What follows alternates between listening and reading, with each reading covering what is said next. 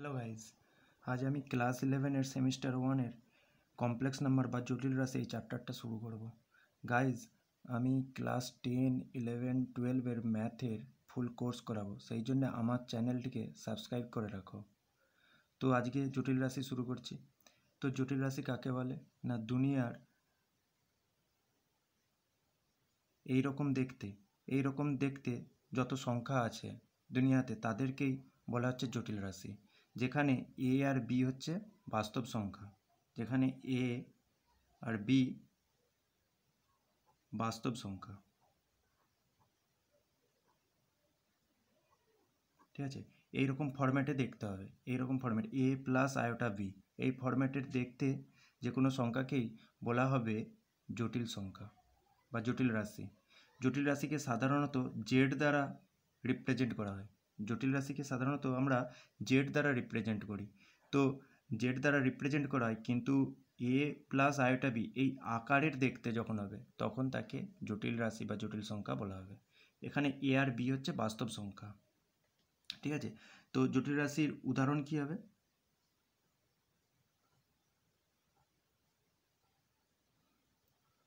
জটিল রাশির উদাহরণ বা জটিল সংখ্যার উদাহরণ যেমন 2 প্লাস 3 আয়োটা, এটা একটা জটিল সংখ্যা।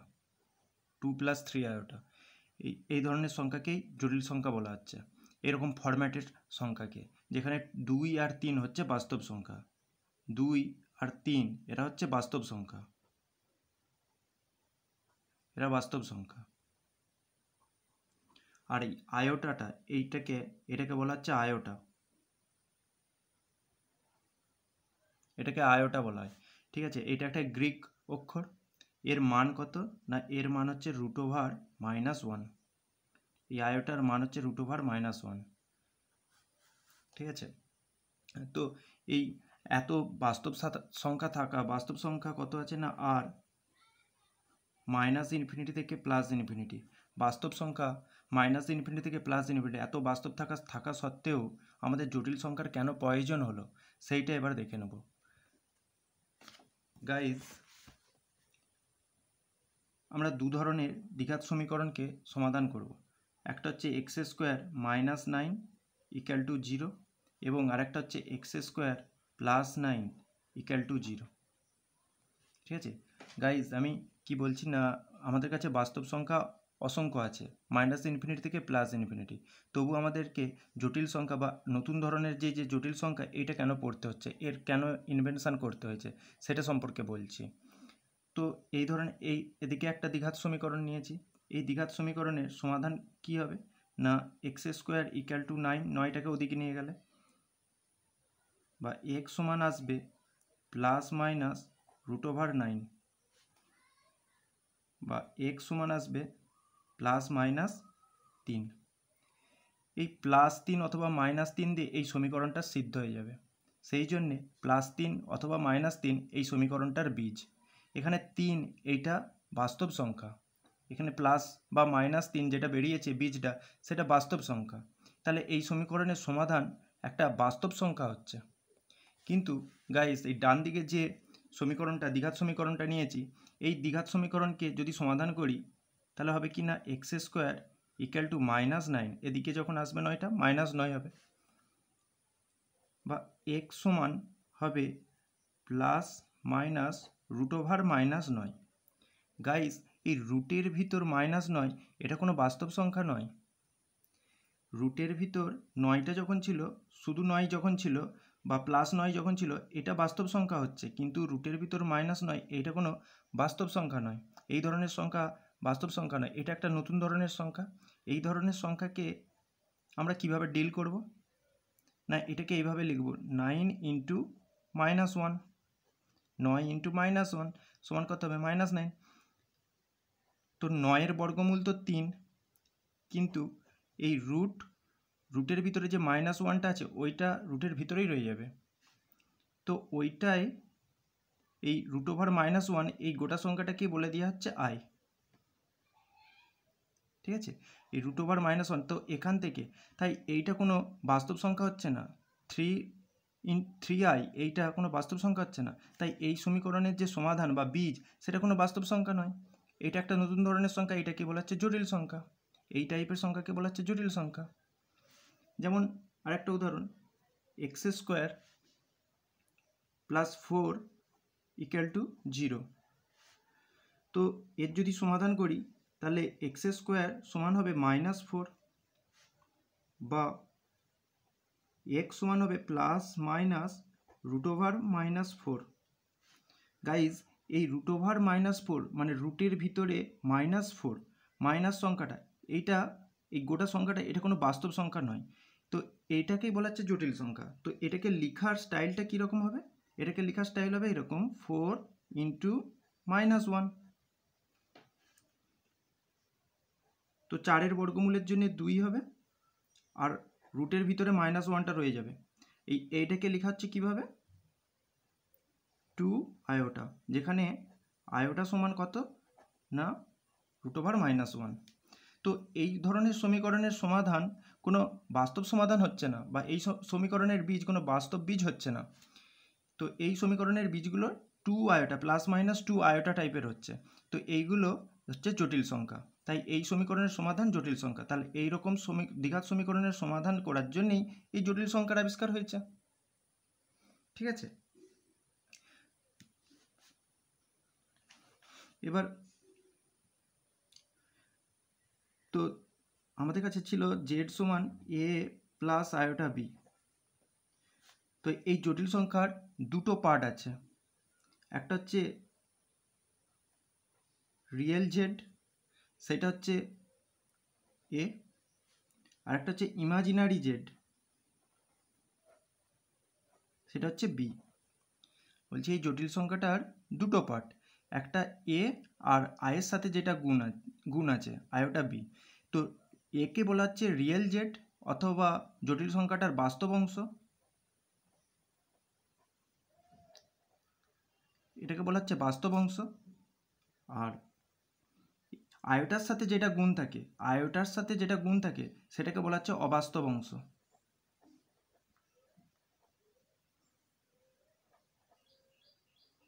আয়োটার সাথে যেটা গুণ থাকবে সেটাই হচ্ছে অবাস্তব অংশ। যেমন গাইজ একটা জটিল সংখ্যা নিচ্ছি, z সমান -5 -7 আয়োটা। তাহলে রিয়েল জেড বা বাস্তব অংশ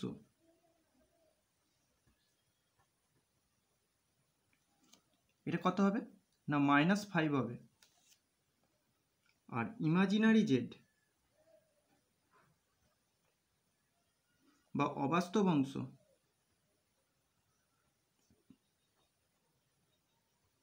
এটা কত হবে না -7 হবে।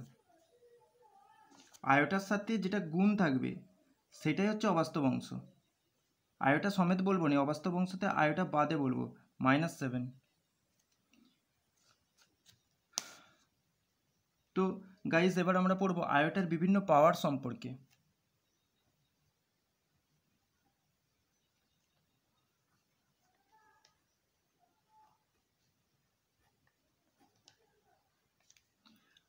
আয়োটার বিভিন্ন পাওয়ার সম্পর্কে পড়ব। আমরা জানি আয়োটা সমান হচ্ছে √1। আয়োটা মানে √1, এটাকে আয়োটা বলা হচ্ছে। এটা অয়লার বলে যে বিজ্ঞানী ছিল, সে এটা প্রথম বলেছিল আয়োটা। ঠিক আছে, তো আয়োটা স্কোয়ার কত হবে? আয়োটা স্কোয়ার হবে তাহলে -1, এদিকে স্কোয়ার করে দিলে -1 হবে। আয়োটা কিউব কত হবে? আয়োটা কিউব হবে iota square into iota. Iota square মানে তো -1 ইন্টু আয়োটা সমান হচ্ছে মাইনাস আয়োটা। তো গাইজ আয়োটা টু দি পাওয়ার 4 তাহলে কত হবে? আয়োটা টু দি পাওয়ার 4 মানে আয়োটা স্কোয়ার তার আবার স্কোয়ার। আয়োটা স্কোয়ার মানে জানি -1 তার স্কোয়ার। আয়োটা টু দি পাওয়ার 4 মানে আয়োটা স্কোয়ারের স্কোয়ার। তো আয়োটা স্কোয়ার মানে -1, তাহলে তার স্কোয়ার মানে হচ্ছে 1। তাহলে গাইজ পেলাম আয়োটা টু দি পাওয়ার 4 মানে 1। তো গাইজ এবার আমি দেখাবো আয়োটার বড় বড় পাওয়ারগুলোকে কিভাবে সিম্পলিফাই করতে হয়। যেমন আয়োটা টু দি পাওয়ার 99, তো এটাকে সিম্পলিফাই করব কিভাবে? তাহলে আমরা 4 দিয়ে 99কে ভাগ করব। 4 দিয়ে 99কে ভাগ করব। 4 দিয়ে কেন ভাগ করব? কারণ জানি আয়োটা টু দি পাওয়ার 4 মানে 1 হয়, তাই জন্য 99কে 4-এর গুণিতক আকারে লেখার চেষ্টা করব। তো 4-এর গুণিতক আকারে যদি 99কে লিখি তাহলে হবে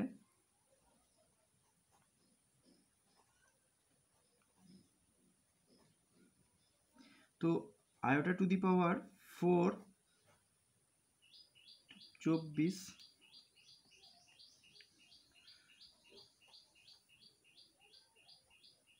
আয়োটা কিউব, এটা হবে মানে 4 24 96 হবে। 96 তার সাথে 3 যোগ করলে 99 হয়ে যাবে। 4 × 24 করলে 96 হবে। 96 সাথে 3 যোগ করলে 99 পাবো। তাই জন্য আয়োটা টু দি পাওয়ার 99কে আমি এইভাবে লিখে নেব। এবার আমি জানি আয়োটা টু দি পাওয়ার 4 মানে 1, তাহলে 1-এর পাওয়ার হবে 24 ইন্টু আয়োটা কিউব। তো এইটা তো 1ই হয়ে যাবে, 1-এর পাওয়ার 24 মানে 1ই আসবে, তাই জন্য শুধু আয়োটা কিউব পড়ে থাকবে। আর আয়োটা কিউব মানে জানি মাইনাস আয়োটা, তাহলে আয়োটা টু দি পাওয়ার 99 এর মান হলো মাইনাস আয়োটা। সেরকমভাবে যদি আমি আয়োটা টু দি পাওয়ার 2024 বের করি, এর মান তাহলে কত হবে না 2024কে তাহলে 4 দিয়ে ভাগ করতে হবে। 4 দিয়ে কেন ভাগ করব? কারণ আয়োটা টু দি পাওয়ার 4 মানে জানি 1, তো 4 দিয়ে ভাগ করলে হবে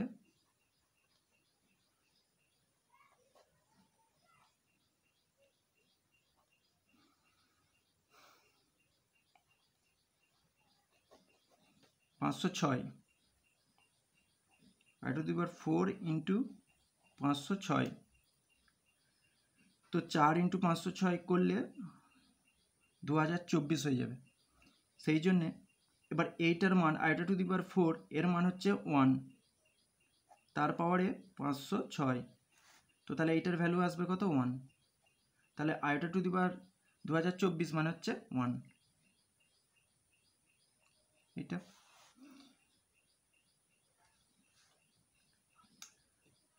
তো গাইজ এবার জটিল সংখ্যার মডুলাস সম্পর্কে পড়ব।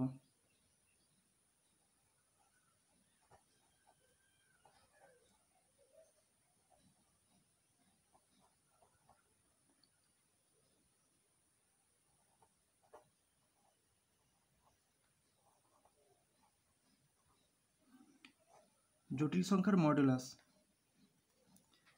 গাইজ একটা জটিল সংখ্যা নিচ্ছি z ইকুয়াল টু -2 -7 আয়োটা। তো এর মডুলাসটা কিভাবে বের করব? না এর মডুলাসকে মড জেড দ্বারা প্রকাশ করা হয়, আর এইটা নির্ণয় হবে কিভাবে না -2a² প্লাস -7a² সমান হয়ে যাবে 4√53। তাহলে এইভাবে কোনো জটিল সংখ্যার মডুলাসকে বের করা হয়। তাহলে এর ফর্মুলাটা কী হবে? ধরো z সমান x প্লাস আয়োটা y, এটা জটিল সংখ্যা, এর মডুলাস তাহলে এইভাবে রিপ্রেজেন্ট হবে মড জেড। মডুলাসকে কিভাবে রিপ্রেজেন্ট করতে হবে? মড জেড দিয়ে। তো এটাকে নির্ণয় হবে কিভাবে না √ দিতে হবে x² প্লাস y², মানে এইটা যা আছে তার স্কোয়ার, এখানে যা আছে আয়োটার সাথে যেটা গুণ আছে তার স্কোয়ার। এটাই হচ্ছে জটিল সংখ্যার মডুলাস। এর জ্যামিতিক তাৎপর্যটা কি?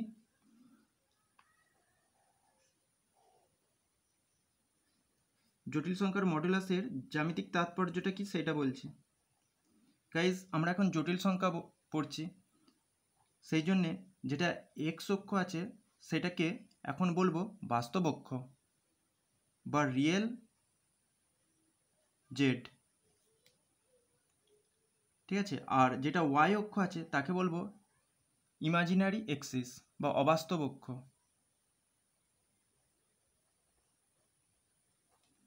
আর এই যে তলটা আছে এটাকে বলা হয় আর্গান্ড প্লেন অথবা কমপ্লেক্স প্লেন, জটিল তল, ঠিক আছে। তো এবার এই জটিল সংখ্যাটাকে আমরা এই জটিল তলেতে কিভাবে রিপ্রেজেন্ট করব? না এই জটিল সংখ্যাটা মানে একটা বিন্দু হবে এক্স ওয়াই। এই বিন্দু হিসাবেও এই জটিল সংখ্যাটাকে আমরা রিপ্রেজেন্ট করতে পারি। এক্স প্লাস আয়োটা ওয়াই, এই যে জটিল সংখ্যাটা ছিল এটাকে আমরা এক্স কমা ওয়াই এই বিন্দু আকারে রিপ্রেজেন্ট করতে পারি। তো এক্স কমা ওয়াই এই যে বিন্দুটা, তাহলে এই জটিল তলেতে কিভাবে অবস্থান করবে? তাহলে এভাবে থাকবে, এতটাই এক্স, মানে বাস্তব অক্ষ বরাবর এক্স যাব আর অবাস্তব অক্ষ বরাবর ওয়াই যাব। এটা এক্স আর এটা ওয়াই। তাহলে এখানেই বিন্দুটা পাবো, জেড বিন্দুটা, যেটা মানেই এক্স প্লাস আয়োটা ওয়াই, মানেই এক্স কমা ওয়াই। তো মডুলাসটা কি বোঝায়? না এই মূল বিন্দু থেকে জেড বিন্দুটার যে দূরত্বটা, মূল বিন্দু থেকে জেড যেই বিন্দুটা আছে এই বিন্দুটার যে দূরত্বটা, এইটাকেই বলা হচ্ছে মড জেড। তো মডুলাস জেডের তাৎপর্য, জ্যামিতিক তাৎপর্য হচ্ছে এটা, মূল বিন্দু থেকে জেড বিন্দুটার যে দূরত্বটা সেটাকে বলা হচ্ছে মড জেড বা মডুলাস অফ জেড। তো এই দূরত্বটা বের করব কি করে? না এটা একটা সমকোণী ত্রিভুজ, সমকোণী ত্রিভুজের এইটা ও জেডটা, মানে যেটা মড জেড বেরোবে সেটা হচ্ছে অতিভুজটা। তাহলে অতিভুজের দৈর্ঘ্য বের করব কীভাবে? পিথাগোরাসের সূত্রের সাহায্যে। তাহলে মড জেড সমান তাহলে কী হবে? না রুট ওভার ভূমি স্কোয়ার যুক্ত লম্ব স্কোয়ার, এইভাবে। সেই জন্যে মডুলাসের মান বেরছে এইটা, সূত্রটা হয়েছে এটা,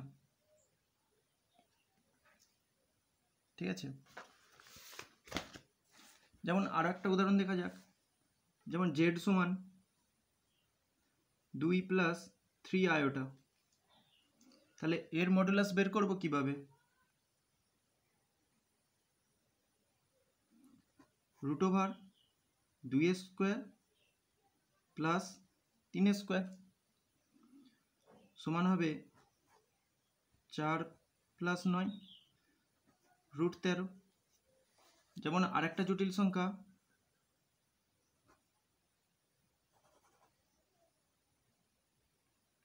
পাঁচ মাইনাস 3 আয়োটা। তাহলে এর মডুলাস বের করব কি বলবো? মডুলাস মানে কি? তাহলে মূল বিন্দু থেকে এই জেড বিন্দুটার যে দূরত্বটা, মূল বিন্দু থেকে জেড বিন্দুটার যে দূরত্বটা, এটা মূল বিন্দু, আর জেড বিন্দুটার যে দূরত্বটা, জেড বিন্দুটা কোথা থাকবে?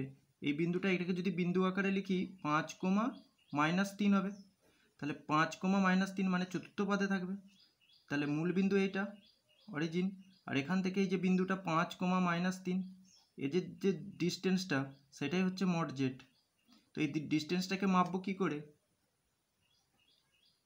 Root over 5 square plus minus 3 square, এটা তো সমান হবে কত? 25 প্লাস 9 রুট ওভার 34। এই ডিস্টেন্সটা তাহলে কত? Root over 34।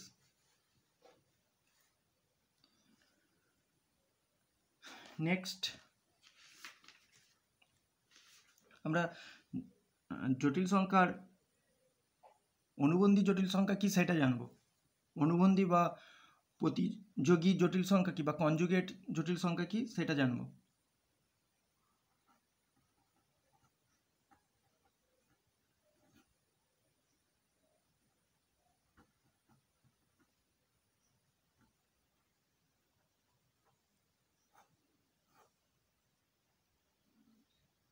বা কনজুগেট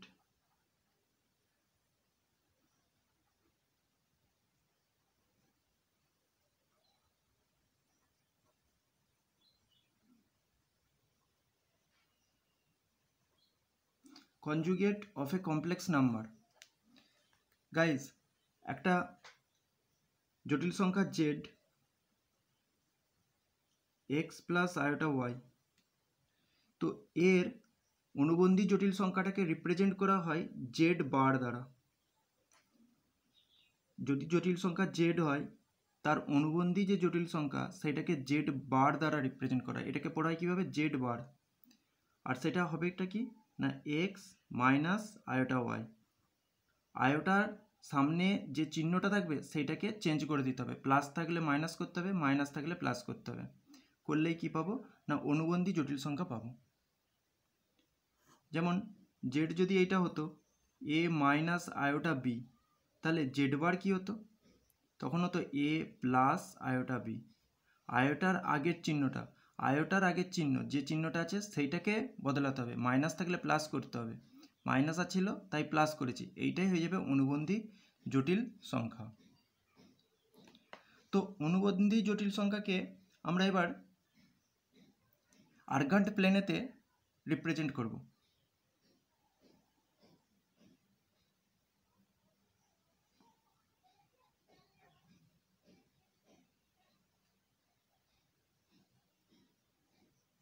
গাইজ আমি আগেই বলেছি আমরা জটিল সংখ্যা পড়তেছি, তাই জন্য এটাকে কি বলা হবে? আর্গান্ট প্লেন বা কমপ্লেক্স প্লেন বা জটিল তল। আর এই যে অক্ষটা আছে এটা হচ্ছে রিয়েল জেড, আর এই যে অক্ষটা যেটা ওয়াই অক্ষ বলতাম সেটাকে অবাস্তব বা ইমাজিনারি জেড বলবো এখন, ঠিক আছে? তো এখানে জেডকে কিভাবে রিপ্রেজেন্ট করব? জেডকে কিভাবে রিপ্রেজেন্ট করা হবে? জেড মানে কি ছিল না এক্স, জেড ছিল এক্স প্লাস আয়োটা ওয়াই। এটাকে যদি আমি একটা বিন্দু হিসাবে ভাবি তাহলে কি হবে না এক্স কোমা ওয়াই হবে। এই জটিল সংখ্যাটা একটা বিন্দু হয়েছে এক্স কোমা ওয়াই।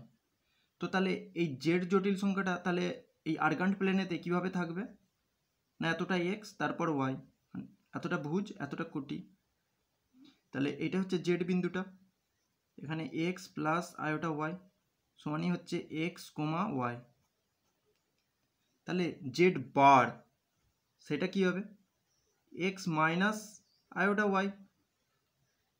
তো সেটাকে যদি বিন্দু হিসাবে লিখি তাহলে কি হবে? X coma minus Y. তো সেটা তাহলে কীরকম হবে? এতটা এক্স যাব আর উপরের দিকে গেলে ওয়াই হতো, নিচের দিকে গেলে মাইনাস ওয়াই আসবে, তার মানে এইটা এই বিন্দুটা হবে তাহলে কি জেড বার সমান কত? এক্স মাইনাস আয়োটা ওয়াই সমান হচ্ছে এক্স কোমা মাইনাস ওয়াই। তাহলে জেড আর জেড বার, জেড যদি এখানে হয় জেড বার এখানে থাকবে, মানে বাস্তব অক্ষের সাপেক্ষে মিরর ইমেজ হয়ে গেছে। জেড বারটা জেডের বাস্তব অক্ষের সাপেক্ষে মিরর ইমেজ হবে, মানে প্রতিবিম্ব হবে, ঠিক আছে? তো এই জেড বার তাহলে এই জায়গায় রিপ্রেজেন্ট হবে।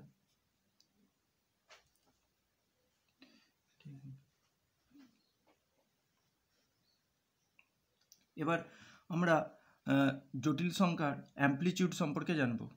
অ্যামপ্লিটিউড কি?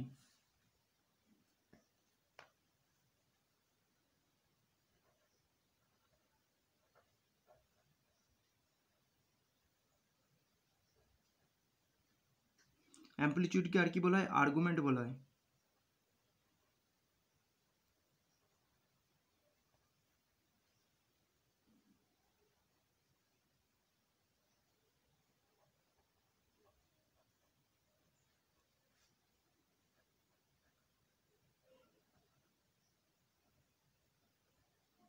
অ্যামপ্লিটিউড বা argument of a complex number, একটা কমপ্লেক্স নাম্বারের অ্যামপ্লিটিউড আর্গুমেন্ট কিভাবে বের করতে হয় সেটা এখানে শেখাবো, ঠিক আছে? তো আমরা জেড মানে জটিল সংখ্যাকে জেড দ্বারা রিপ্রেজেন্ট করায়, সেটা ধরলাম এক্স প্লাস আয়োটা ওয়াই, একটা জটিল সংখ্যা নিয়েছি সেটা হচ্ছে এক্স প্লাস আয়োটা ওয়াই। এই যে ফরম্যাটটা, এটা জটিল সংখ্যার এই ফরম্যাটটাকে কি ফরম্যাট বলে না কার্তেশীয় ফর্ম বলে। জটিল সংখ্যার এটাকে কার্তেশীয় ফর্ম বলে, অথবা বীজগাণিতিক ফর্ম বলে, বা অ্যালজেব্রিক ফর্ম বলে। এটাকে বলা হচ্ছে কার্তেশীয়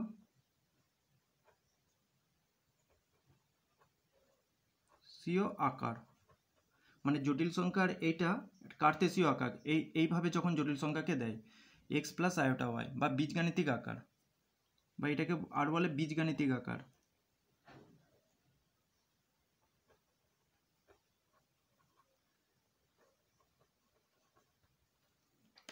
ঠিক আছে?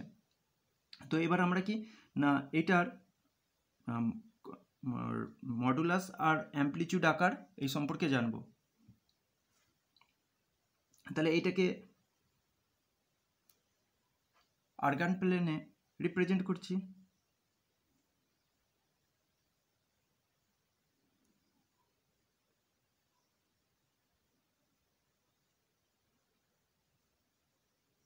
এই বিন্দুটা এক্স কোমা ওয়াই, এটাকে যোগ করে দিচ্ছি, এটাই জেড বিন্দুটা, জেড বিন্দুটা এটা, আর এই ডিস্টেন্সটা হচ্ছে মড জেড। তো এই যে কোণটা থিটা, এই যেটাকে থিটা বলেছি, ধনাত্মক বাস্তব অক্ষের সাথে যে কোণটা করেছে, এই জটিল সংখ্যাটা ধনাত্মক বাস্তব অক্ষের সাথে ঘড়ির কাঁটার বিপরীত দিকে যে কোণটা করেছে, সেই কোণটাকে বলা হচ্ছে আর্গুমেন্ট। ঠিক আছে, তো সেটাকে কিভাবে লিখব? আর্গুমেন্ট অফ জেড বা স্মল আর্গুমেন্ট অফ জেড সমান হবে কি? থিটা। এবার এই আর্গুমেন্টের অনেক মান থাকতে পারে, অসংখ্য মান থাকতে পারে। এই আর্গুমেন্টের অসংখ্য মান থাকতে পারে, কারণ কি?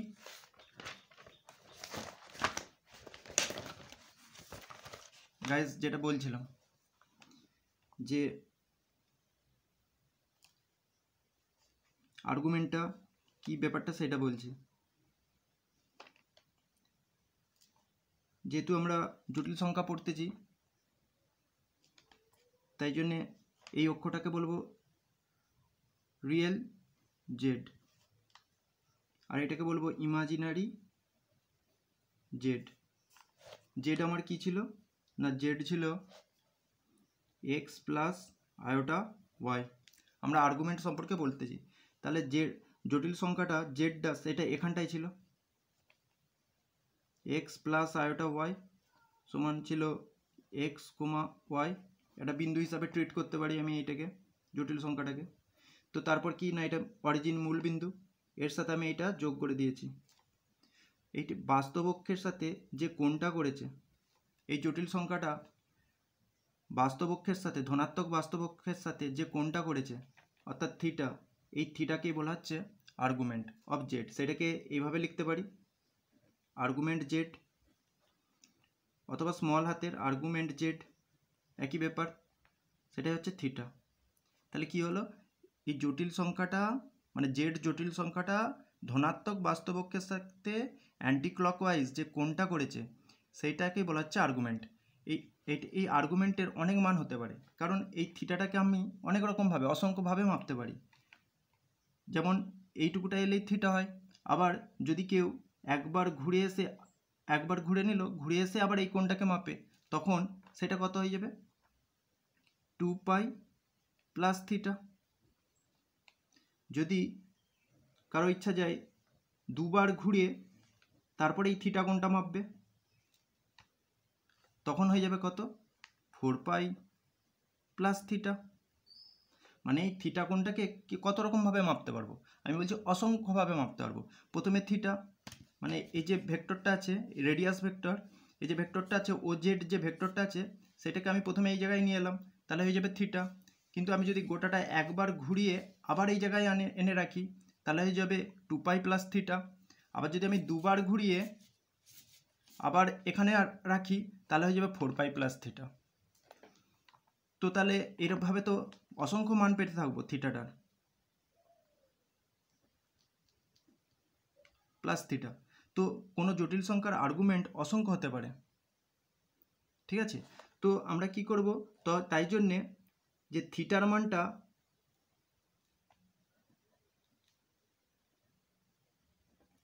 যদি -π থেকে পায়ের মধ্যে হয়, তখন সেই থিটাটাকে বলা হচ্ছে প্রিন্সিপাল আর্গুমেন্ট। তাহলে একটা জটিল সংখ্যার অসংখ্য আর্গুমেন্ট থাকতে পারে, তার মধ্যে থেকে -π থেকে পায়ের মধ্যে যে মানগুলো থাকবে, -π থেকে পায়ের মধ্যে যে মানটা থাকবে, সেটাকে বলা হচ্ছে জটিল সংখ্যার প্রিন্সিপাল আর্গুমেন্ট বা মুখ্য আর্গুমেন্ট। তাহলে প্রিন্সিপাল আর্গুমেন্ট কি হবে?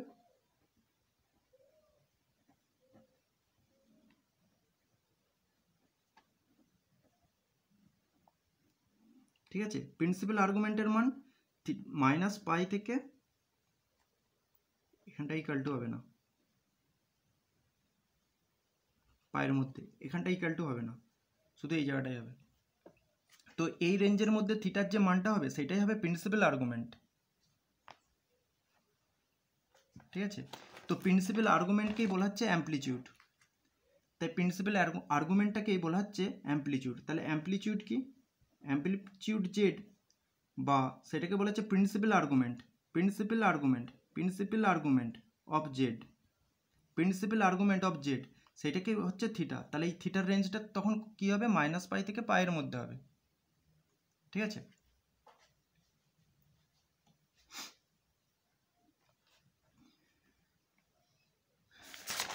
ঠিক আছে, এতটা পর্যন্ত আজকে থিওরি করালাম। তারপর আবার আমরা পরের ক্লাসে নেক্সট থিওরি করি, এবার কিছু তারপর অঙ্ক করাবো। Thank you.